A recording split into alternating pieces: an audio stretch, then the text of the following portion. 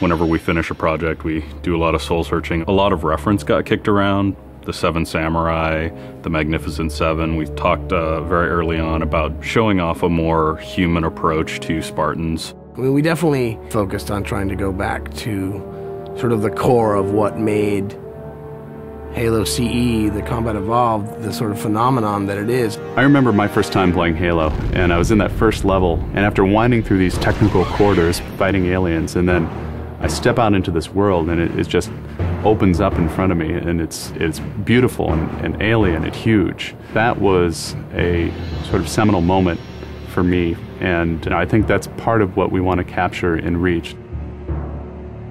Something that was core to the game at the beginning was that sense of wonder and exploration. We started with a series of events. We basically set out like, okay, from this date on Reach to this date, we built a military campaign.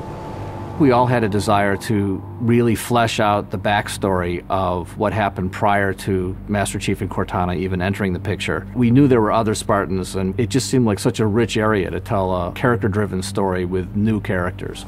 We wanted this team to feel like a Delta Force type team that are usually a smaller number. Why are we not seeing explosives residue? This particular team, Noble Team, they've survived by staying together. You're Noble 6, you're a replacement for a Spartan that's died. You're experiencing this story, boots in the mud. We looked at the story of Reach, and it was obviously a more intimate, character-driven story. We really needed the attention to real-world detail, trying to make these characters' faces really feel like believable. We started everything over from scratch, came up with a whole new rig for how we animate faces and also how we approach like texturing them, modeling them, everything, and just put a lot more time. Difference about a couple million polygons. We absolutely want Reach to tell a human story, and that's going to require us to invest significantly into higher fidelity models, much more open environments, larger numbers of AI than ever before in a Halo game. To pull off the vision for what we had for this game, we ended up gutting almost every part of the engine, retooling things to make it run faster, to make it run better, and look better. We had to throw out all of our technical systems. We had to then throw out the content that went with it because that content didn't represent the new bar we were going for. Copy that, on our way. Don't need command to tell me. Been on hers half my life. Let's shoot it.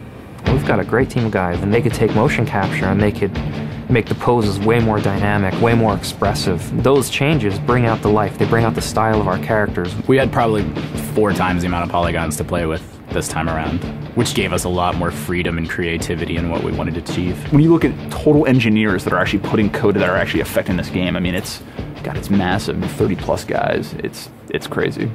When you shoot a rock face, you'll see sparks, rock chips, dust.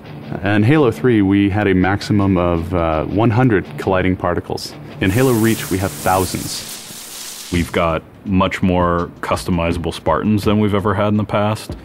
The number of polygons we can draw at one time has skyrocketed. It's changed the way we build things up close as well as out far.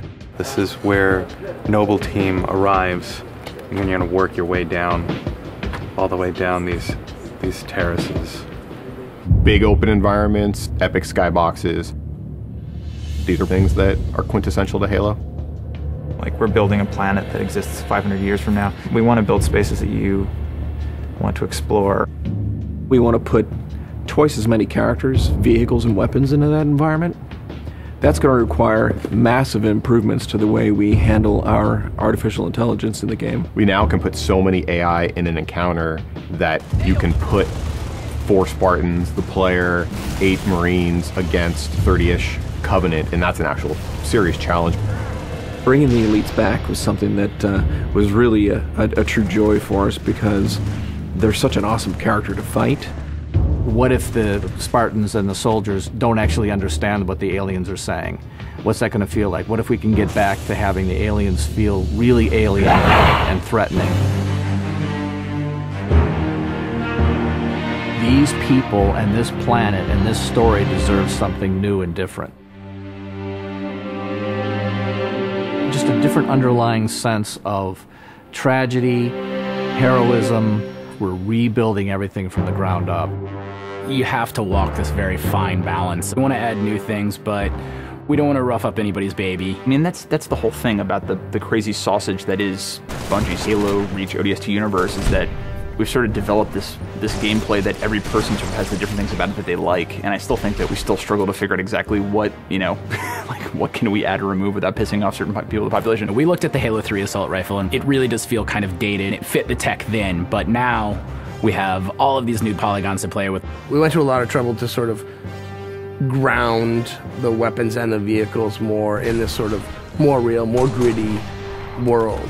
We refined a lot of the weapons to push them into their particular role, and that role is defined a lot by range and the range of combat that you're going to play. For instance, the DMR, which is a sort of medium to long range suppression marksman rifle. It's going to be a sandbox game. It's not going to be a carefully scripted game where every movement of the AI is controlled by a mission designer. It's much broader than that. It allows the player to deal with encounters in their own specific way. There's definitely going to be offhand grenade throwing. There's definitely going to be vehicles. There's definitely going to be a large number of weapons that are incredibly powerful, incredibly accurate, that allow the player to feel like a badass. Now, if you melee him in the back of the head, like you really mean it, you're holding down on the button, and you will launch into this more elaborate animation sequence. It's going to be a very different campaign experience for people overall. We're doing stuff in the campaign that people absolutely won't expect from a Halo game. Bigger battles, brand new cast of characters. An incredibly ambitious game. Every neuron in my head is firing with just reach, reach, reach. We knew from the beginning what the end was going to be. This is the definitive Halo made by the people who created Halo.